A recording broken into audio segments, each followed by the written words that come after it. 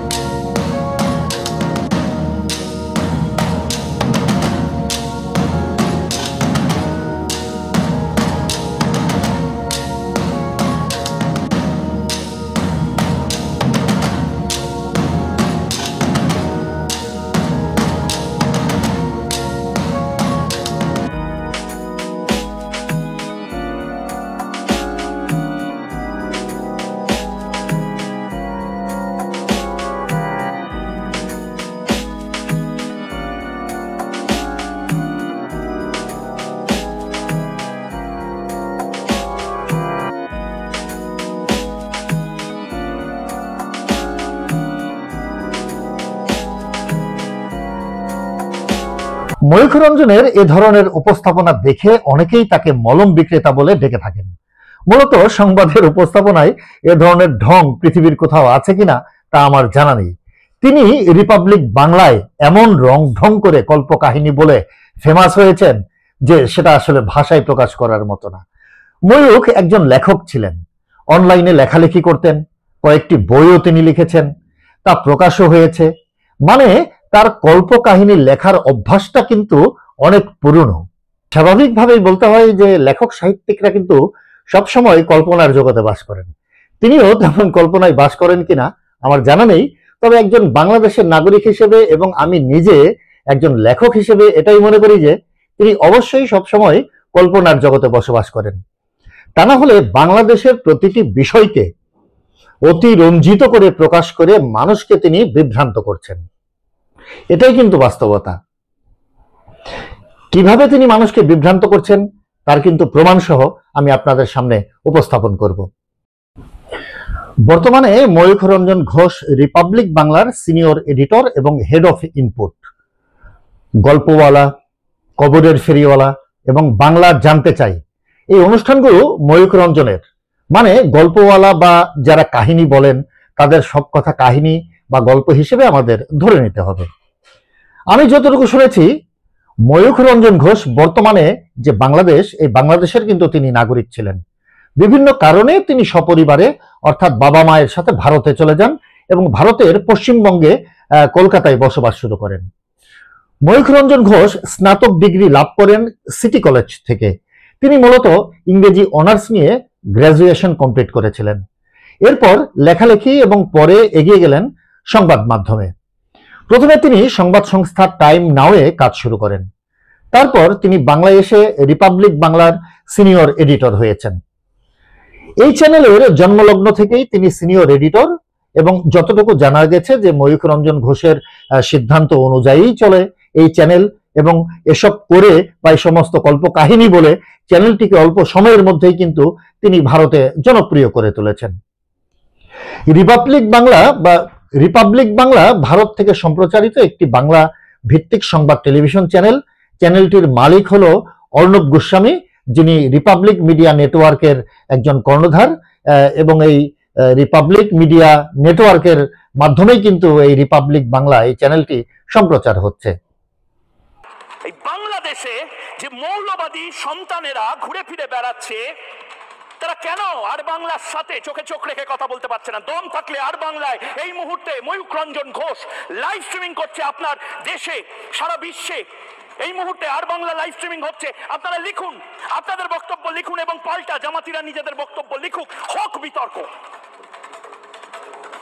এবং সবচেয়ে ভয়ঙ্কর বিষয়, এই মুহূর্তে যে ব্রেকিং নিউজ এসেছে দেখাবো। এই মুহূর্তে যে ব্রেকিং নিউজ এসেছে, সেই ব্রেকিং নিউজ বড় খবর এই মুহূর্তে। চ্যানেলটি উদ্বোধন করা হয় 2021 সালের 7 মার্চ। 11 ডিসেম্বর 2020 সালে রিপাবলিক মিডিয়া নেটওয়ার্কের প্রধান সম্পাদক অর্ণব গোস্বামী রিপাবলিক বাংলা চালুর কথা ঘোষণা করেন এবং 17 ফেব্রুয়ারি 2021 সালে চ্যানেলটি তার ট্যাগলাইন কথা হবে চোখে চোখ রেখে এটা ঘোষণা করেন এবং 7 মার্চ 2021 সালে চ্যানেলটি চালু করা হয়। রিপাবলিক টিভি ও রিপাবলিক ভারতের পর এটি অর্ণব গোস্বামী প্রবর্তিত তৃতীয় একটি টেলিভিশন চ্যানেল। এই চ্যানেল নিয়ে শুধু বাংলাদেশেই নয়, খুব ভারতেও রয়েছে তুমুল বিতর্ক, যে কারণে এই চ্যানেল বন্ধে হাইকোর্টে রিট করা হয়েছে। রিপাবলিক বাংলার বিরুদ্ধে বাংলাদেশ নিয়ে গুজব ছড়ানোর প্রচুর অভিযোগ রয়েছে।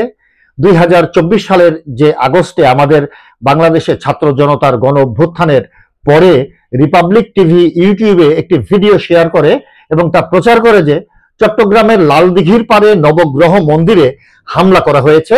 স্বাধীন ফ্যাক্ট চেকিং সংস্থা ডিসমিস ল্যাব প্রকাশ করে যে এটি কোনো হিন্দু মন্দিরে নয়, হামলাটি হয়েছে বরং এক মুসলিম আওয়ামী লীগ নেতার বাড়িতে। বুঝেছেন, মানে এই ময়ূখ রঞ্জন ঘোষ আসলে কি প্রচার করছে।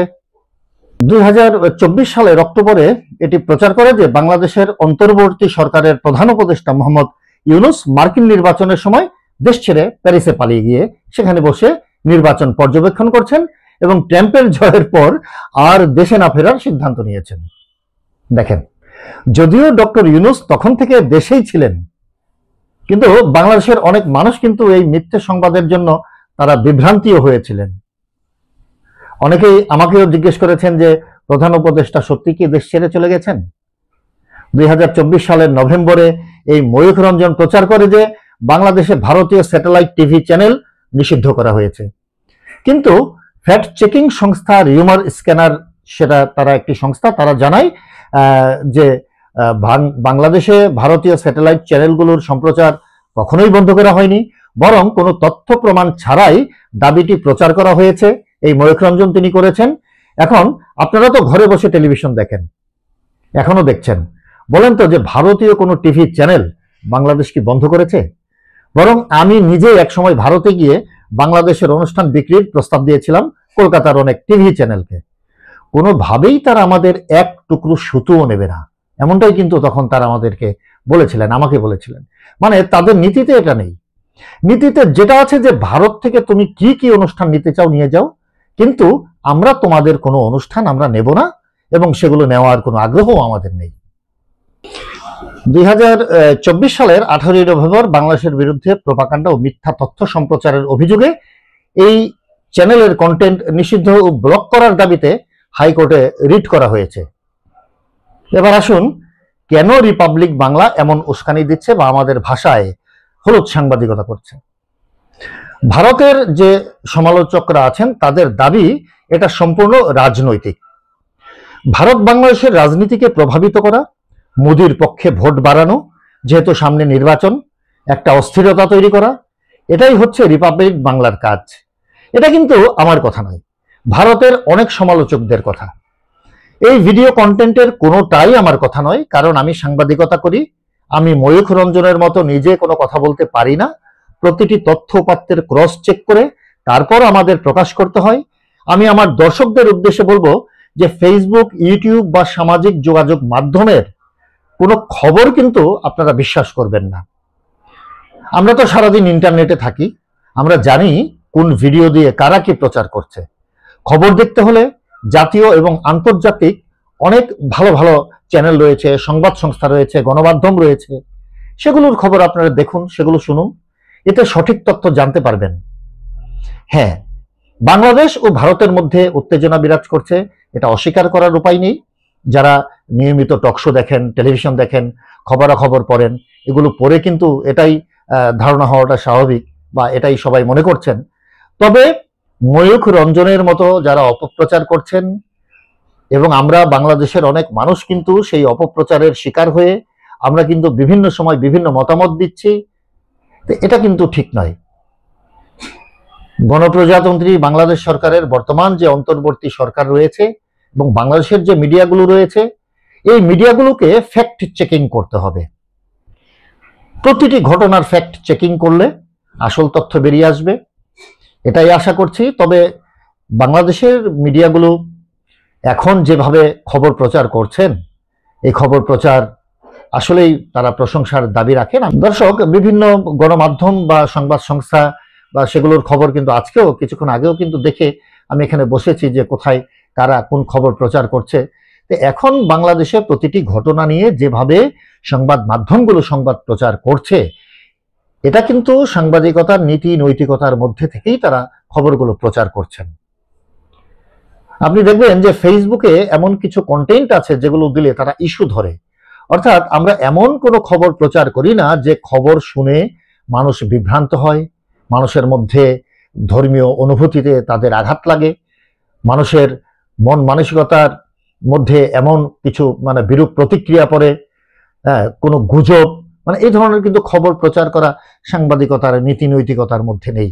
কিন্তু ময়ূক রঞ্জন দা কোনো ফ্যাক্ট ক্রস চেক না করে কেন তিনি এই ধরনের খবর প্রচার করছেন সেটা আসলে বোধগম্য নয়। এবং আমি অনুরোধ করব যে যারা বাংলাদেশে অনেকেই ময়ূক রঞ্জনের যারা কন্টেন্ট দেখে থাকেন, কিছুক্ষণ পরপরই আপলোড হয় সন্ধ্যার পর থেকে বিশেষ করে, তো এই সমস্ত কন্টেন্ট দেখে বাংলাদেশ সম্পর্কে যে তথ্যগুলো তারা বলছেন, এই তথ্যগুলো নিয়েই কিন্তু আমাদের দেশের মানুষ যাতে বিভ্রান্ত না হন এটাই আশা করব। আমি রিসেন্টলি দেখেছি যে তারা সেনাবাহিনীর গোপন কিছু ডকুমেন্টস এর কথা বলে তারা একটি খবর প্রচার করছেন। আসলে এগুলি সেনাবাহিনীর কোনো গোপন তথ্য না, গোপন নথি না, এগুলি গোপন নথি বললে ভুল হবে। এটা হচ্ছে জার্নাল। জার্নালটা তো সবার জন্যই উন্মুক্ত থাকে। জার্নালের প্রথম পৃষ্ঠার একটি কপি দিয়ে সেটা স্ক্রিনে দেখিয়ে দেখিয়ে তারা বলছে সেনাবাহিনী এই করছে, সেই করছে, এই প্ল্যান করছে, ওই প্ল্যান করছে। আসলে আমরা বাংলাদেশের শান্তিপ্রিয় মানুষ, আমরা শান্তি চাই। কোনো গুজবে আমরা বিভ্রান্ত না হয়ে কিভাবে বাংলাদেশে শান্তি আসবে, শান্তি শান্তি শুধুই শান্তি, সেই চিন্তা করতে হবে সবাইকে। জনগণকে করতে হবে, সরকারকে করতে হবে, রাজনৈতিক দলগুলোকে করতে হবে এবং আমাদেরকে শান্তির পথে হাঁটতে হবে। এর কোনো বিকল্প নেই। সবাই ভালো থাকবেন, সুস্থ থাকবেন। ধন্যবাদ সবাইকে। আল্লাহ হাফেজ।